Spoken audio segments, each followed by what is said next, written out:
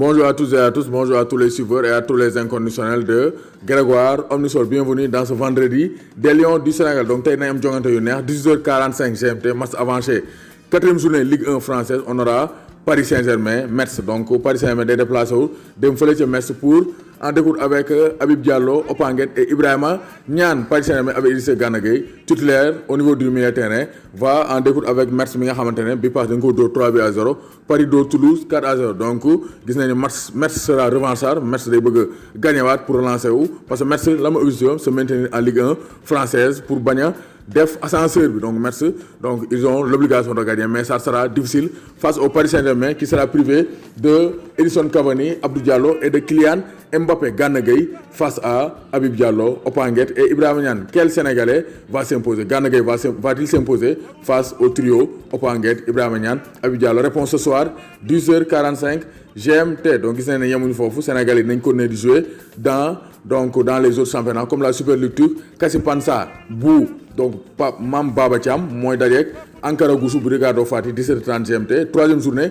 championnat de Turquie, Kayseri Sport bu Emmanuel Adebayor mooy dajeek Galatasaray bu Mbaye Diagne 17h30 GMT. Est-ce que Mbaye Diagne va marquer son premier but en championnat cette saison, lui qui a marqué l'année dernière 30 buts en Super League turque? Donc fooy ci deuxième division France, Nancy Rodez, donc Nancy bu Makhtar Gueye ak Ousmane Sissoko, Mame Ousmane Sissoko mooy dajeek Rodez. Donc gis nañ ne aussi Le Mans mooy dajeek Sochaux bu Omar Daf, Abdoulaye Sané, Pape Abdou Faye ak Ousseynou Thioune ak Christophe Diédhiou. Gis nañ ne Sochaux moom c'est presque une équipe sénégalaise. Donc Le Mans Sochaux 18h GMT. Donc match bi 18h am Châteauroux 3 bu Pam Ndiaye Souaré ak Pam Meissa Ba ñooy déplacé dem fële ca la Berrichonne pour en découdre avec Châteauroux. Caen bu Pape Djibril Diaw, Adama Mbengue ak Santy Ngom ñooy dajeek Le Havre. Donc ça sera un derby du Nord. Quand Le Havre, donc Santy Ngom va-t-il marquer son premier but en Ligue 2? Réponse à 18h GMT. Valenciennes, Clermont, Auxerre mooy dajeek Ajaccio et on aura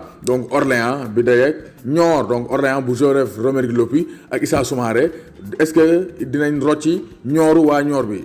En tout cas, ça sera un match très disputé entre Orléans et Niort 18h GMT. Doomu Gaynde Njaay warul tiit warul ragal. Fële ci national aussi dañ fay jouer la 5e journée. National mooy 3e division de France. Am nañ fa sénégalais comme Souleymane Aw mi nga xam ne muy il est en train de se relancer avec Béziers. Donc joué na 32e de finale coupe de la Ligue française. Cette fois-ci Béziers qui va compter sur Souleymane Aw sur son côté gauche pour essayer de faire bonne figure face à Villefranche. Donc Villefranche moo jël 5e 7 points, Béziers jël 13e 4 points, donc à 2 points du premier relégable Gazélec Ajaccio. Donc gis nañ ne Souleymane Aw dina jouer ce soir à 10h GMT face à Villefranche, 5e journée 3e division française, c'est-à-dire nationale. Donc fu sénégalais ne Grégoire da koy loxoti tegal leen ko ci table bi.